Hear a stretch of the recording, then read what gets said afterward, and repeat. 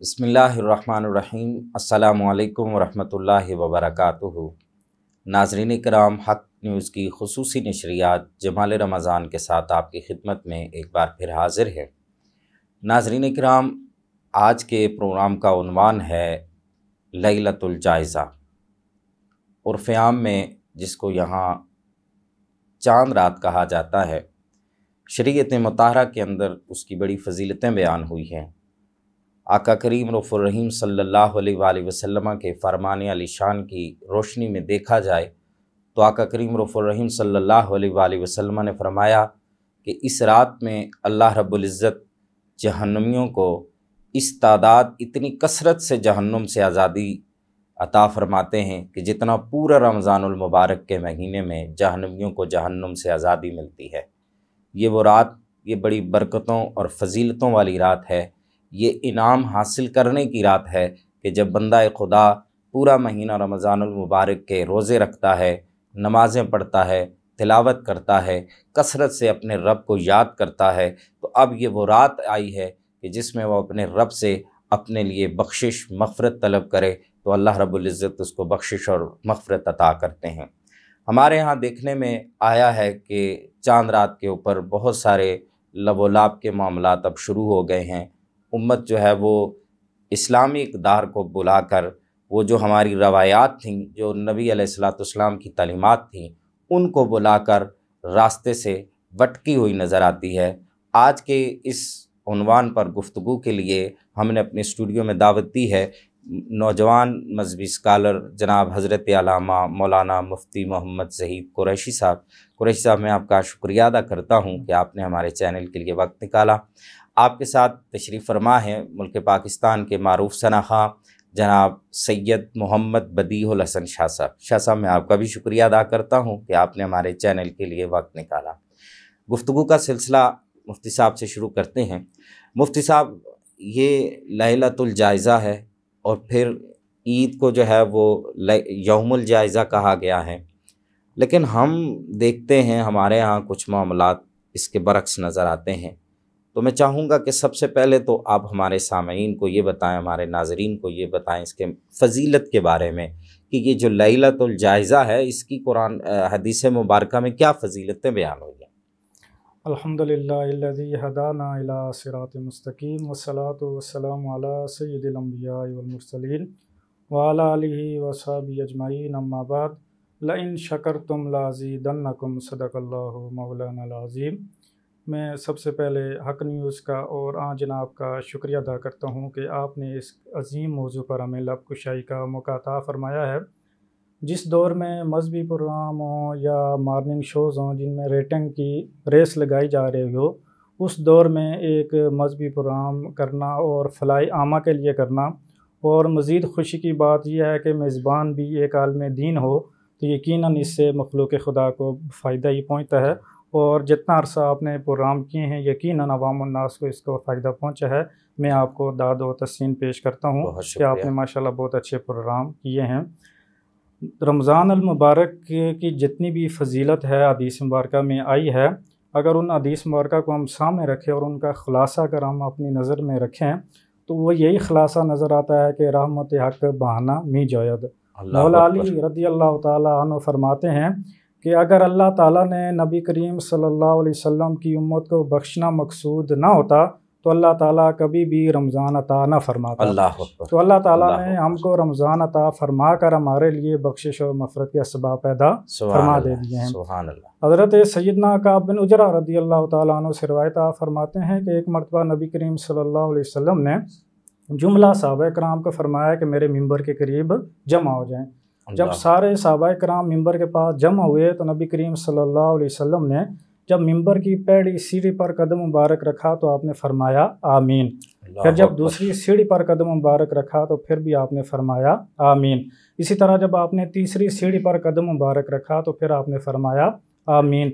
बाद में सहाबा किराम ने अर्ज़ की कि या रसूलल्लाह सल्लल्लाहु अलैहि वसल्लम, आज हमने एक अजीब मामला देखा है कि जो इससे पहले हमने कभी भी नहीं देखा था।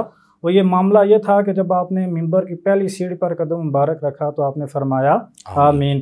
यही सिलसिला दूसरी सीढ़ी के मुतल्लिक भी रहा और तीसरी के बारे में भी रहा। तो नबी करीम सल्लल्लाहु अलैहि वसल्लम ने इरशाद फरमाया कि मेरे पास जिब्राईल अमीन अलैहिस्सलाम हाजिर थे। अर्ज़ की कि या रसूलल्लाह सल्लल्लाहु अलैहि वसल्लम, वो शख्स की नाक खाक आलूद हो, वो शख्स हलाक हो कि जो रमज़ान अल मुबारक का महीना पाए और अपनी बख्शिश व मग़फ़िरत ना करा सके। तो मैंने फरमाया आमीन।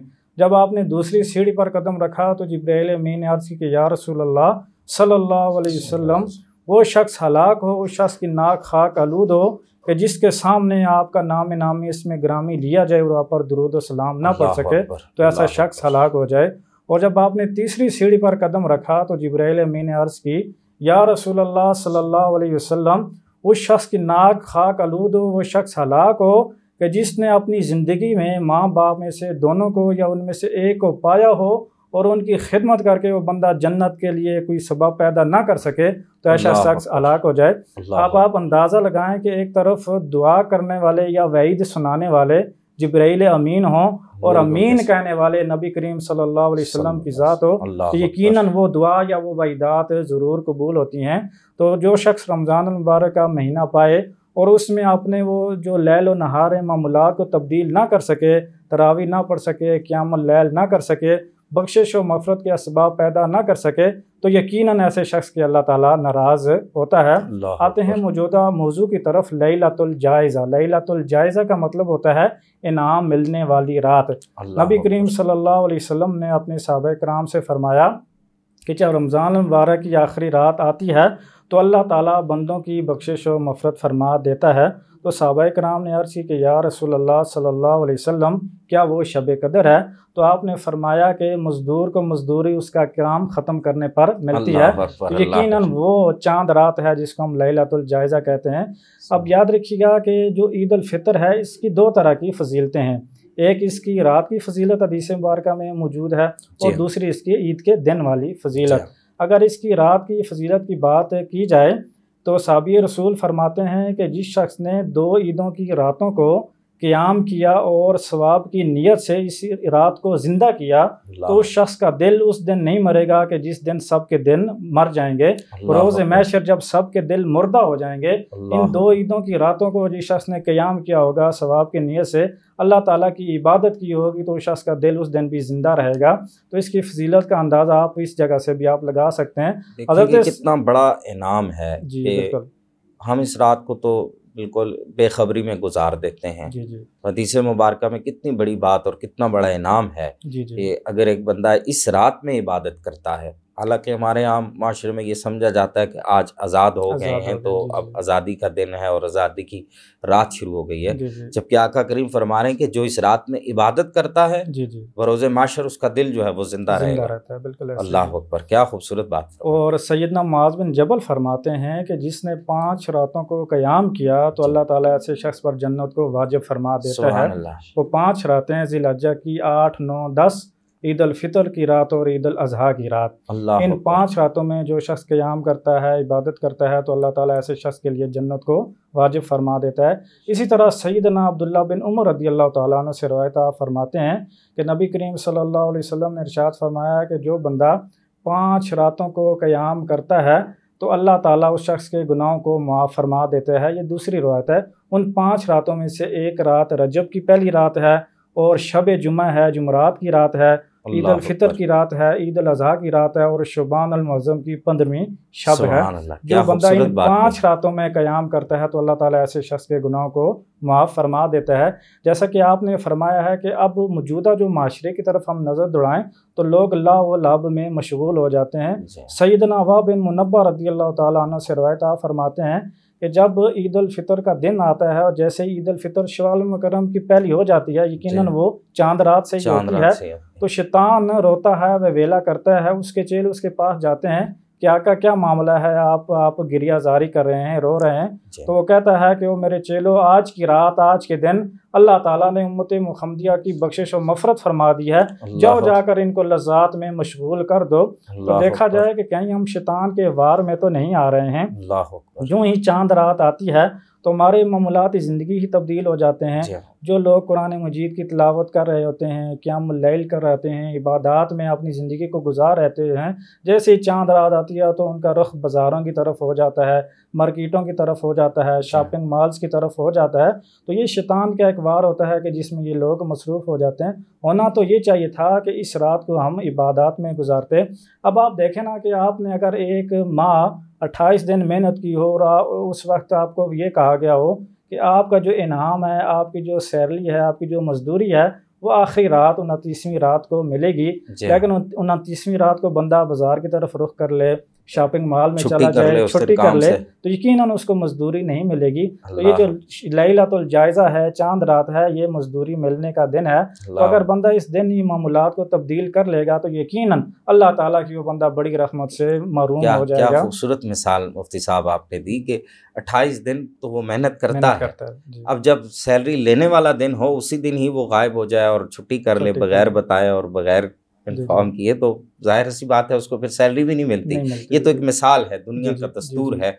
तो हमें भी कुरान और हदीस में यही बताया गया है कि ये जो लैलतुल जायज़ा है, इसमें तुम्हारे जो पूरे रमज़ान के तुम्हारे मामलात थे, उन तुम्हारी नेकियों पर तुम्हें अजर दिया जाने वाला है। वो अजर क्या मिलता है, इससे भी हदीस मुबारका में बड़ी खूबसूरत रवायत मौजूद है कि हदीस मुबारका में आता है कि रमज़ान अल मुबारक की हर रात को अल्लाह ताला 10 लाख लोगों को जन्नम से आज़ाद फरमाता है। माशाअल्लाह। और जब जो आखिरी रात आती है, लैलतुल जायज़ा, चांद रात आती है, तो बाकी रातों के मजमुआ के बराबर अल्लाह ताला इस एक रात में लोगों को जन्नम से आज़ाद फरमाता है।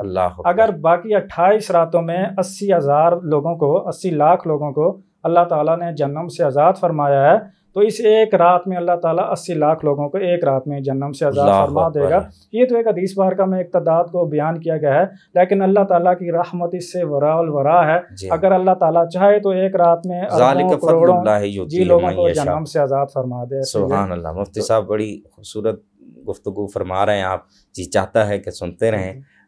वक्त के दामन में इतनी वसअत नहीं कि आप नात खाने की तरफ जाएंगे। हमारे साथ सैयद बदीउल हसन शाह साहब मौजूद हैं। शाह साहब, आप कौन सा कलाम सुनाएंगे हमें?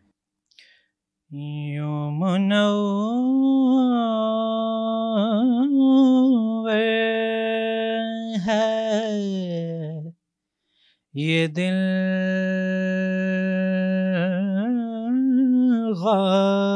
गारे हिरा हो जैसे,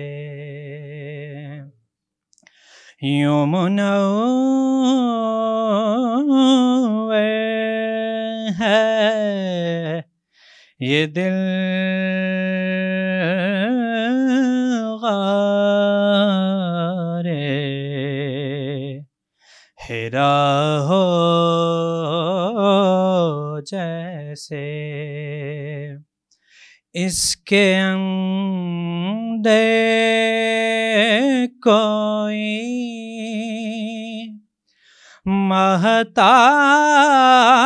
महताब सजा हो जैसे, दिले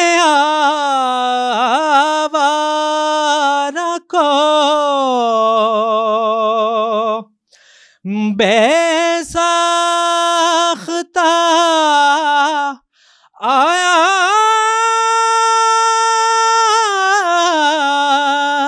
है करार, दिले आवारा को बेसाख्ता आया है करार, चंद घड़ियाँ तेरी सोहबत में रहा हो जैसे चंद घड़ियाँ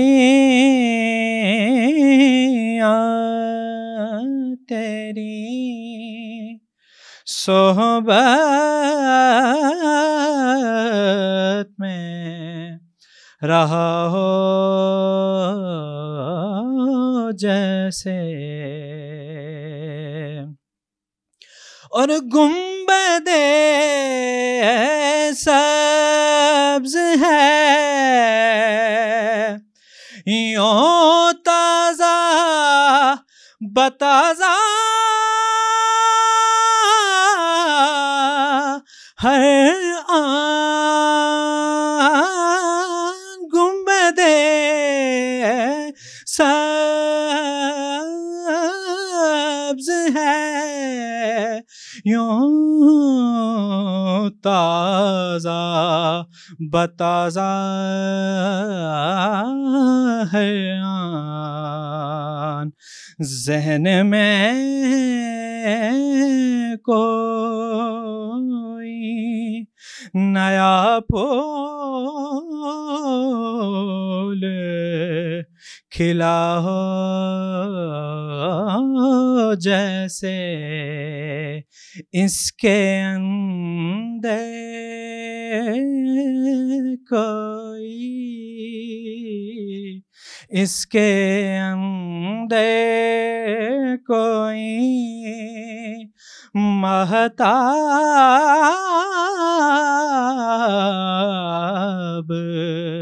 रहा हो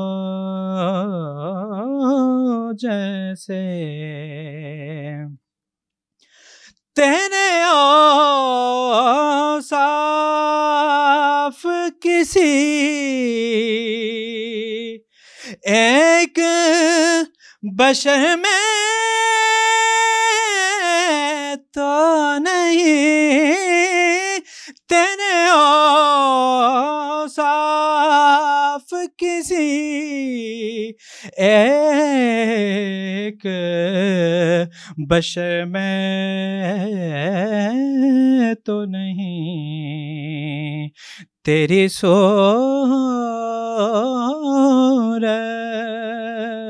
में मुसव्विर भी छुपा हो जैसे। तेरी सूरत में भी मुसव्विर भी छुपा हो जैसे।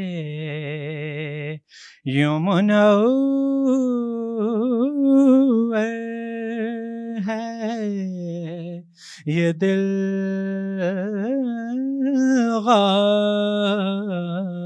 गारे हिरा हो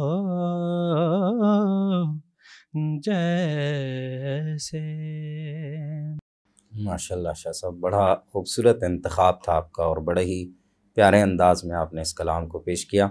नाज़रीन किराम, यहाँ एक ब्रेक का वक्त हुआ चाहता है, हमारे साथ रहिएगा। ब्रेक के माँ बाद फिर मिलते हैं।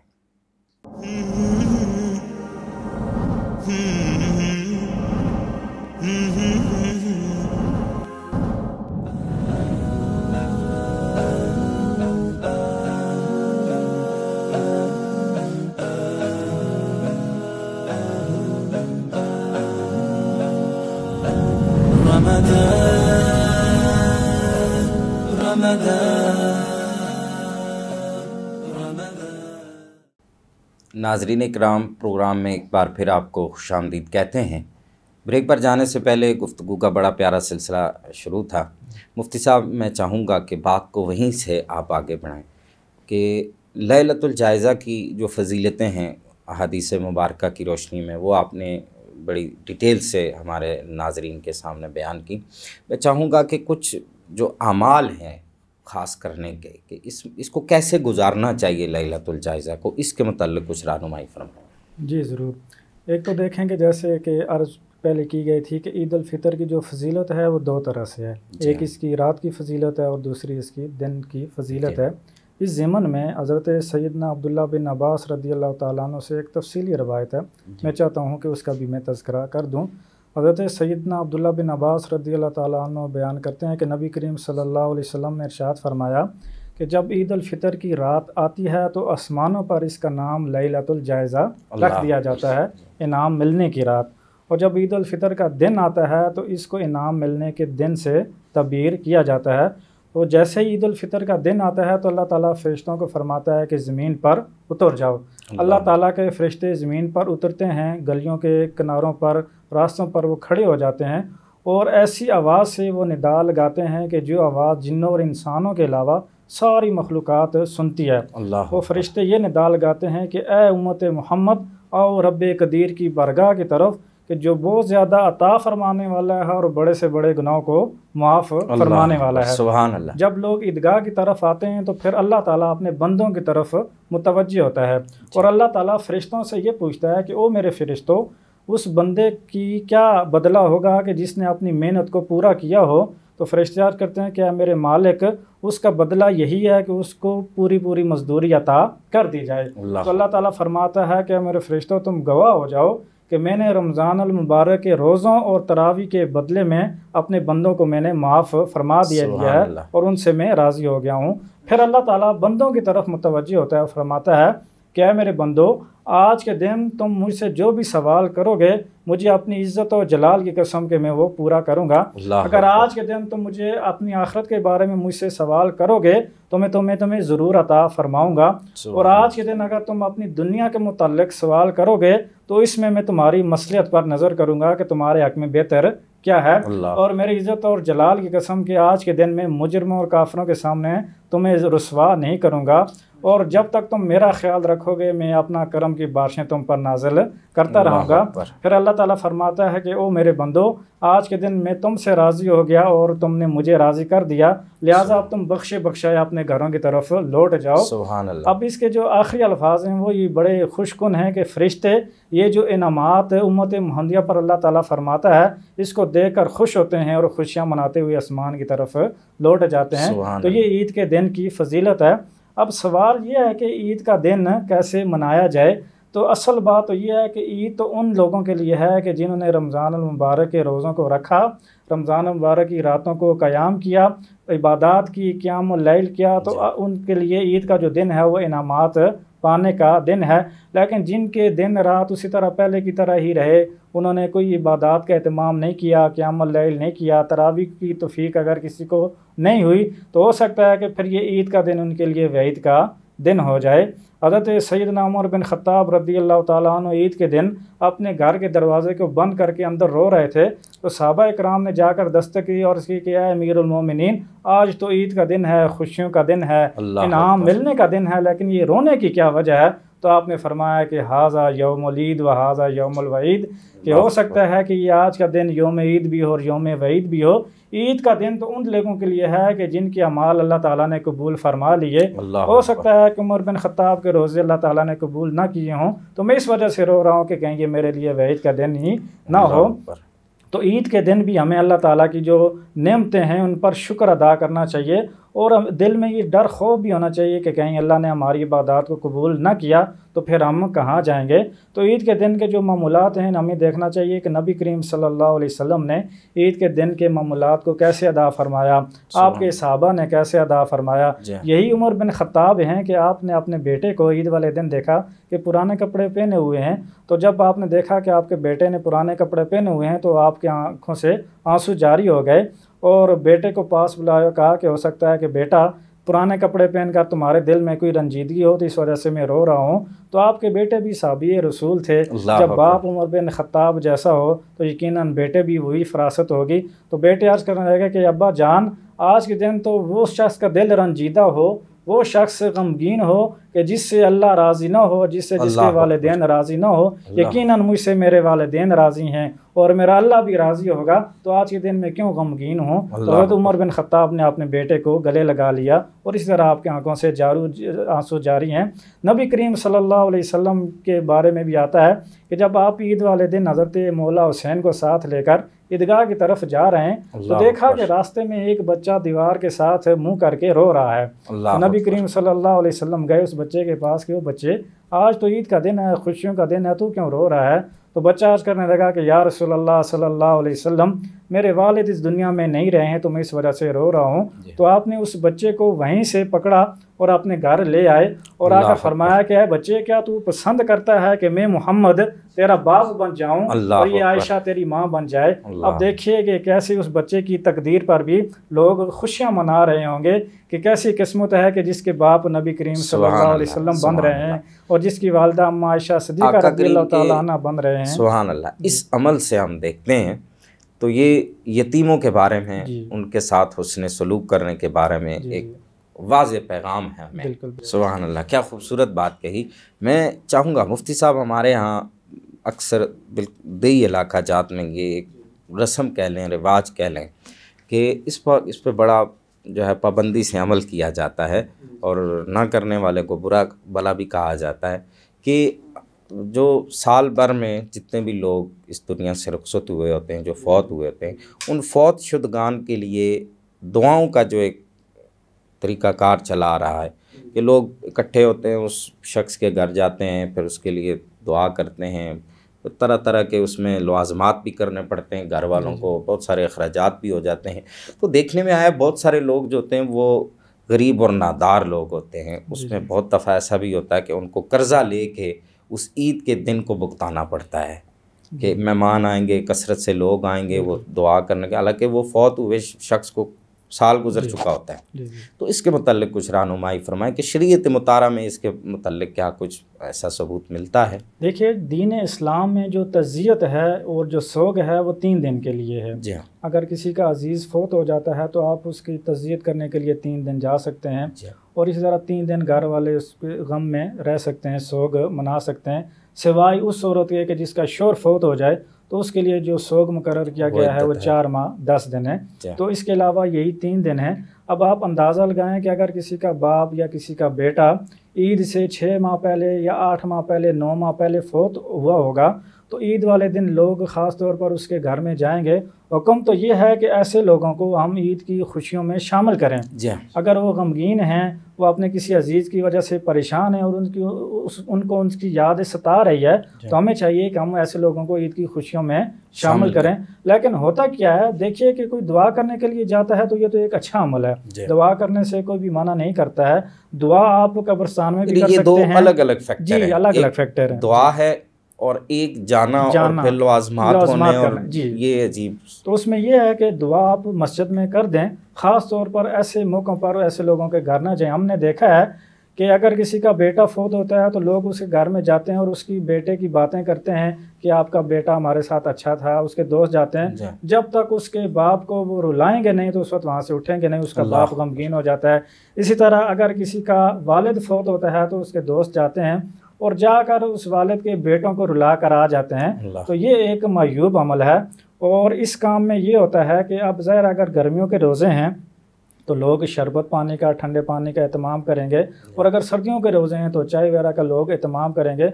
और बाज़ का तो ऐसा होता है कि अगर कोई गरीब फैमिली में कोई बंदा दुनिया से चला जाता है तो ज़ाहिर है ये एक रस्म और रिवाज है, फिर इसके लवाज़मात के लिए उसको कर्ज़ा भी लेना पड़ता है।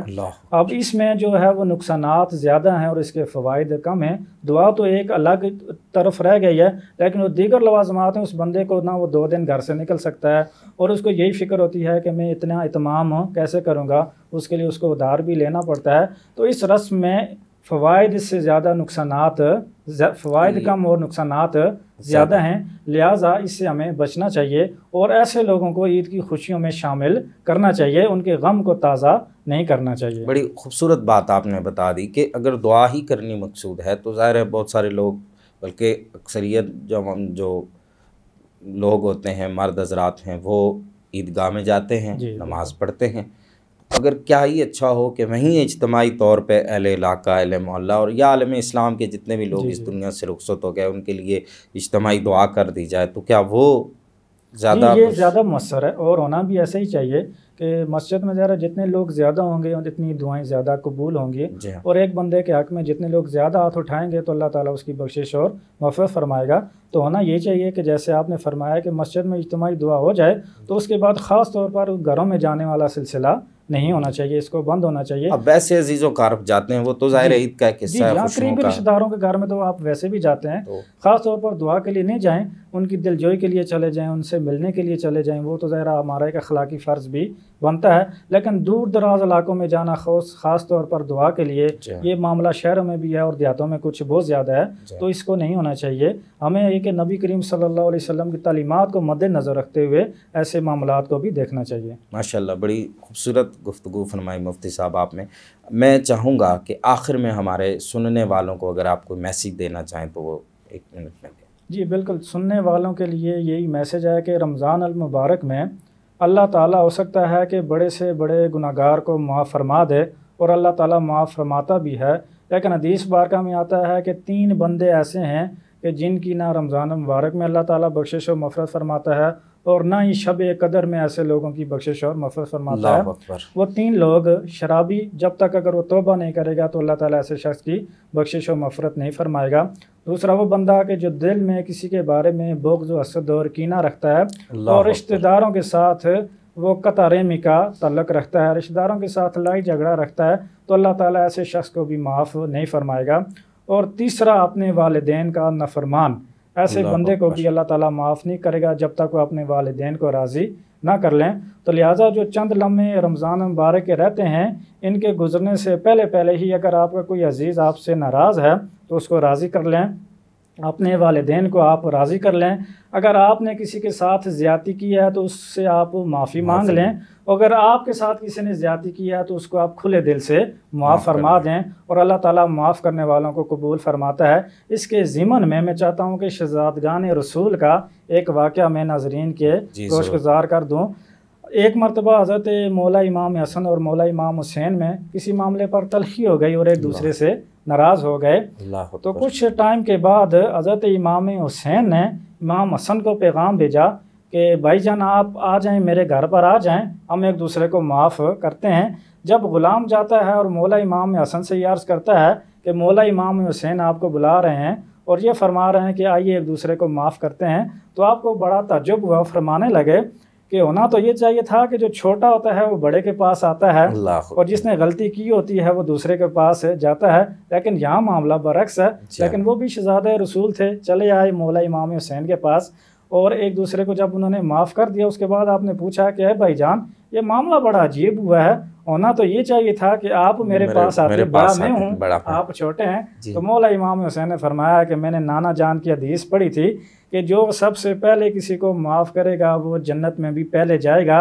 मैं चाहता हूँ कि आप क्योंकि मेरे बड़े भाई हैं और मुझसे पहले जन्नत में भी आप ही जाएं, इस वजह से मैंने आपको यहाँ पे तलब किया है। तो जो पहले माफ़ करेगा वो जन्नत में भी पहले इमाम हसन पाक जो थे वो माफ़ करने के लिए चल के गए।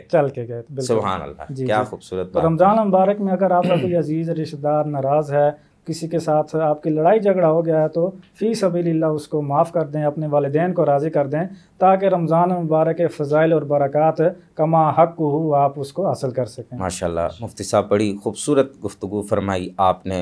लैलतुल जायज़ा और यौमुल जायज़ा यानी चाँद रात और ईद का दिन कैसे गुजारना है, आपने कुरान और हदीस की रोशनी में बड़ा खूब बयान किया है। अल्लाह ताला हम सबको इस पर अमल करने की तौफीक दे। आखिर में मैं आपका तहे दिल से मशकूर हूँ कि आपने हमारे लिए वक्त निकाला। हमारे साथ शाह साहब मौजूद हैं, तो शाह साहब अब आप हमें कौन सा कलाम सुनाएंगे? रही जो अनी से जान, रही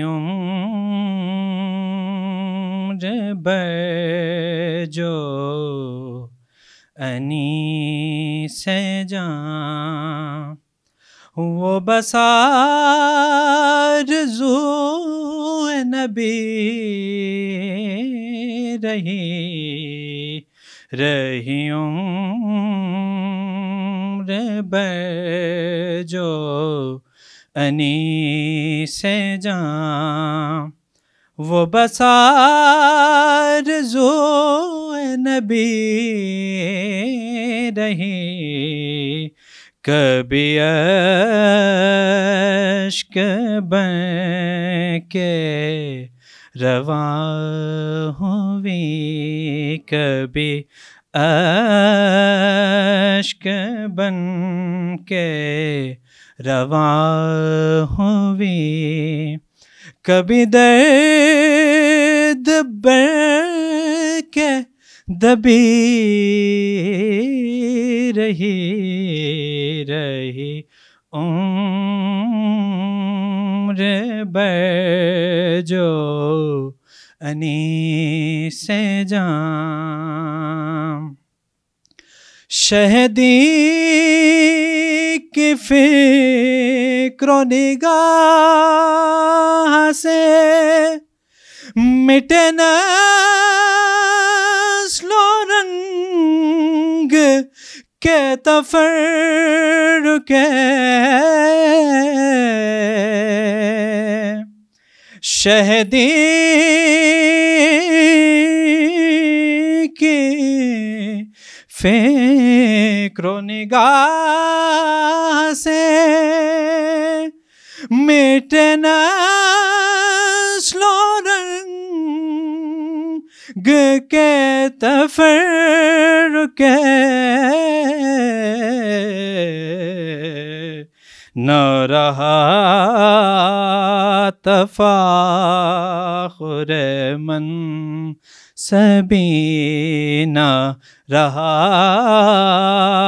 तफ़ाख़ुर मन सबी, न रौनते नसबी रही, रही उम्र भर जो अनी से जां। और थी हजार तीर गिये फितन, ना भटक सका मेरा फिक्र फन, थी हजार तीर गिये फितन, ना भटक सका मेरा फिक्र फन,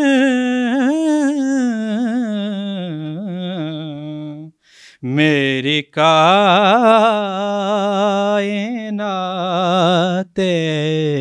ख़याल पर, मेरी कायनाते ख़याल पर, नज़रे शहे अरबी रही, रही उम्र भर जो अनी से जां। वो सफ़ा का मेरे मुनीर है, तलब उसकी नूर ज़मीर है, वो सफ़ा का मेरे मुनीर है, तलब उसकी नूर ज़मीर है,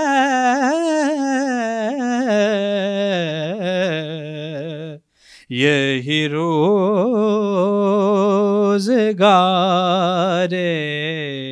फ़कीर है, यही रोज़गारे फ़कीर है, यही इल्तिजाए शबी नहीं रही जो अनी से जां वो बसार जुए नबी रही कभी अश्क बन के रवां हुई कभी दर्द बन के दबे रही उम्र भर जो अनी से जान। माशाल्लाह, बड़ा ख़ूबसूरत कलाम, बड़ा ख़ूबसूरत अंदाज़। मैं आखिर में अपने दोनों मेहमानों का एक बार फिर तहे दिल से मशकूर हूँ कि आपने हमारे लिए वक्त निकाला। नाज़रीन इकराम, इसी के साथ ही आज के इस प्रोग्राम का वक्त ख़त्म हुआ चाहता है। हर रोज़ की तरह आज भी एक पैगाम, और वो यही है कि अल्लाह रब्बुल इज़्ज़त से माफ़ी मांगने के जो तलबगार हैं, जो माफ़ी चाहने वाले हैं, जो माफ़ी के तलबगार हैं, आप माफ़ करके देखिए, आपका रब आपको माफ़ फरमाएगा, क्योंकि रब जो है वो माफ़ करने वालों को पसंद करता है। आप अगर रब से माफ़ी चाहते हैं तो रब की मखलूक को भी माफ़ करना सीखे। इसी के साथ ये इजाज़त दीजिए। अल्लाह हाफ़िज़।